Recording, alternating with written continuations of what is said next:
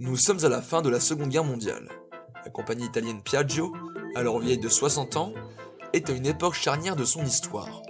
Son activité principale est alors l'aviation, mais celle-ci est désormais interdite en Italie, et il faut donc se renouveler si la marque ne souhaite pas faire faillite. Et c'est dans ce moment crucial qu'une transition plus que surprenante est prise. L'entreprise va connaître un rayonnement mondial via un nouveau moyen de transport, le scooter, en créant la marque mythique qu'est Vespa.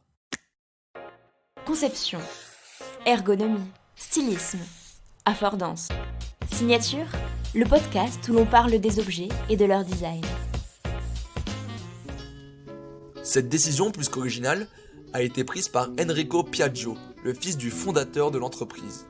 Il a en tête de créer un mode de transport qui soit à la fois un symbole de modernité, mais aussi et surtout un moyen de transport économique. Et pour se marquer davantage face à la concurrence, il met l'accent sur le fait de ne pas associer le véhicule à l'homme ou à la femme, et aussi en n'étant pas salissant, contrairement à la moto, qui permet donc de la rapprocher d'une certaine élégance et d'une certaine finesse.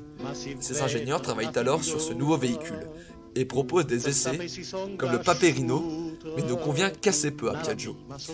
Mais le 23 avril 1946, l'ingénieur Corradino d'Ascanio propose un modèle qui convient tout à fait à la marque. Et Piaggio, en découvrant la modèle, dira « Elle a l'air d'une guêpe ». C'est selon cette légende urbaine que le nom de Vespa est trouvé puisque guêpe en italien se dit Vespa. Ce modèle avait certaines caractéristiques qui lui ont permis de se différencier des autres. Tout d'abord, le moteur est protégé par la coque et est monté sur la roue arrière, ce qui dégage une place pour les pieds à l'avant. Mais aussi, l'aile arrière opposée permet l'aménagement d'un petit coffre ou l'installation d'une roue de secours. Ces caractères de design ont donc permis un succès retentissant à l'international, si bien que 7 ans après sa commercialisation, 10 000 points de vente Vespa sont créés dans le monde. Elle se forge alors une réputation de pur produit issu de la culture italienne, symbole de liberté, de mobilité et de convivialité, tout en étant réservée à une caste relativement aisée. Et malgré quelques baisses de régime en termes de vente durant les années 70, la marque a su revenir en force avec un succès qui continue aujourd'hui, avec 153 000 exemplaires vendus rien qu'en 2011.